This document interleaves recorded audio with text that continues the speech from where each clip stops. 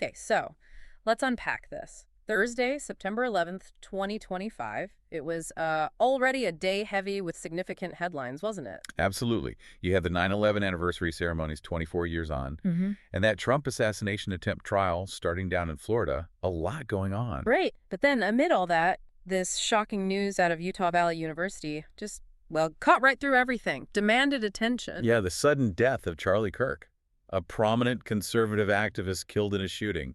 It's quite something. It really is, and that's what we're diving into today. Exactly. We're looking at a Phoenix Q International report here. And what's really remarkable, as the report notes, is how one person's sudden absence can sort of amplify the turbulence of an already major news day. So we'll be exploring who Charlie Kirk was, his influence, which was pretty profound, right, on U.S. politics, the Republican Party. Definitely. And the immediate fallout from his death, our mission really for you listening, is to help you quickly get a handle on just how significant this event is. To understand Kirk's role, because it was quite unique, almost singular in some ways. And to think about the void he leaves. It's a big one.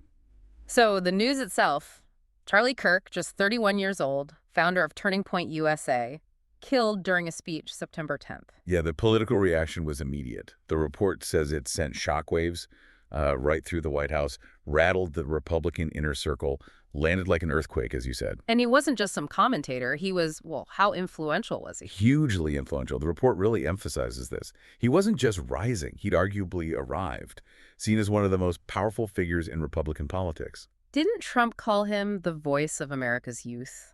He did. That quote really cemented Kirk's position, didn't it, as this central figure for the conservative youth movement.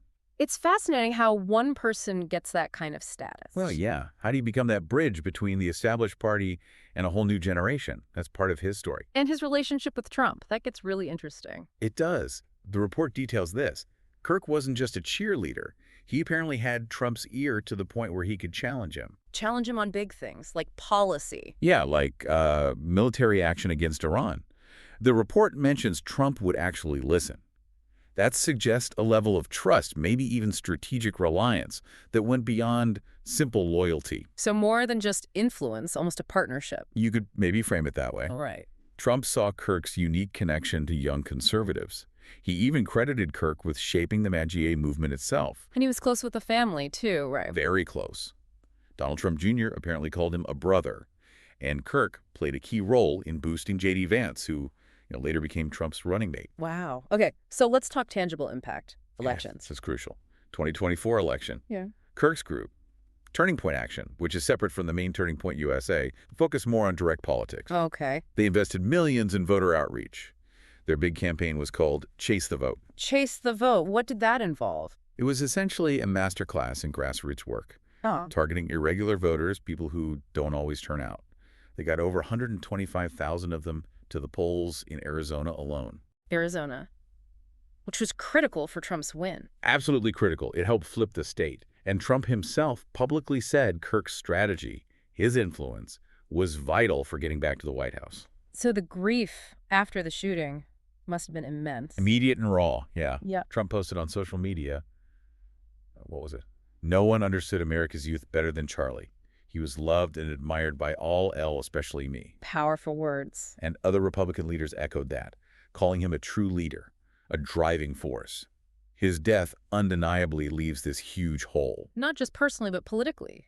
Within the party, the MAGA movement. Exactly, especially that connection to the youth base.